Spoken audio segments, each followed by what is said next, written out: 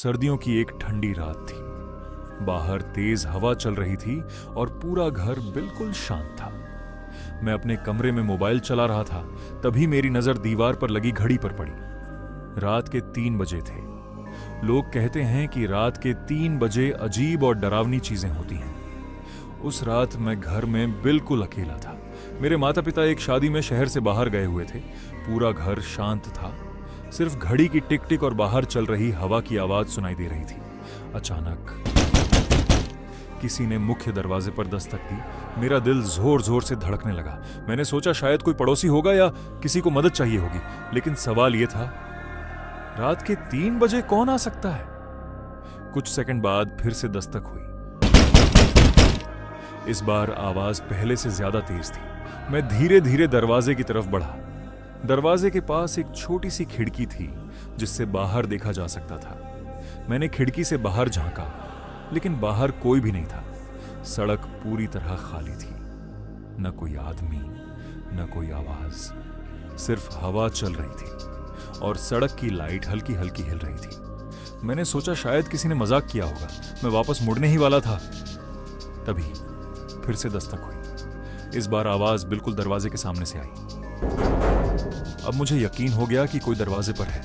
मेरे हाथ थोड़ा कांप रहे थे। मैंने धीरे से दरवाजे का हैंडल पकड़ा और दरवाजा धीरे धीरे खोल दिया। दरवाजा खुलते ही ठंडी हवा का झोंका अंदर आया, लेकिन बाहर कोई भी नहीं था।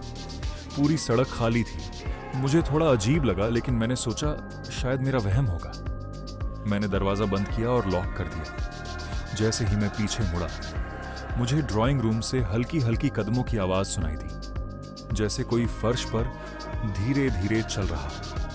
मेरा दिल जैसे रुक सा गया। मैंने सोचा, ये कैसे हो सकता है? दरवाजा तो मैंने अभी बंद किया है। मैं धीरे धीरे ड्राइंग रूम की तरफ बढ़ा। कमरे की लाइट हल्की हल्की झिलमिला रही थी और तभी मेरे कान के बिल्कुल पास किसी ने धीरे से कहा, दरवाजा खोलने के लिए धन्यवाद।